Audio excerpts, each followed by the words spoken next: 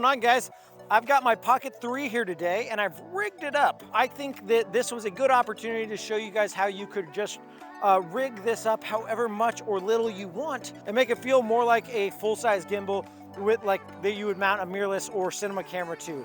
So this little setup here is pretty simple, and it's just a Wanzi MT33 Octopod, and I love this little flexible tripod. It has a cold shoe mount on the side and a 1/4-20, and then it's got your top, which also converts into a phone mount.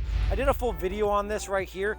Go ahead and check it out if you want to see more about it, but I recommend watching the rest of this and maybe going back to it. My favorite little flexible tripod. So what I did here was I mounted a microphone, a shotgun mic, to my cold shoe mount, and then I got my magic arm here that I'm also utilizing as a handle, because this little magic arm is pretty nice. It's thick, has this little groove on it, this little indent that kind of fits your fingers nicely. So just using it as a handle. And then of course every cinema rig needs a monitor, and this monitor is literally my phone. And watch out for my next video because I'll talk about the Mimo app more, but you can set up the Mimo app to have your overexposure warnings. You have your histogram on there. You can control your gimbal fully from it and actually just like recenter, change everything on this monitor. So acts just like a monitor you would have on a cinema camera.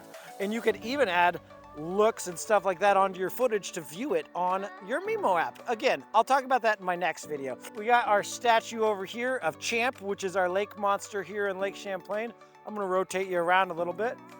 And I could just utilize this and like get all of your normal gimbal moves with this rig and just feel more confident with my Pocket 3.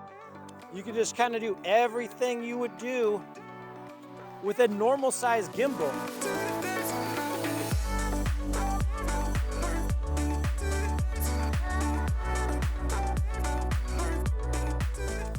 Just like super convenient, nice balance.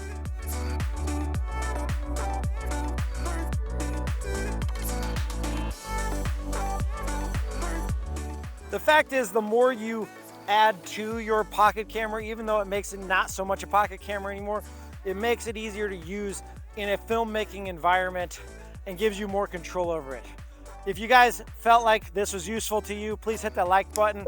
And if you want to see my next video and more videos on it, subscribe to the channel, hit the bell notification, because next week's about the menu on the Pocket 3 and how to navigate it, and the Mimo app and kind of breaking that down and what you can do on the Mimo app. But until then, check out my first video on the Pocket 3 because I got some great sample footage on there, and it's just kind of like my general first look breakdown of the thing.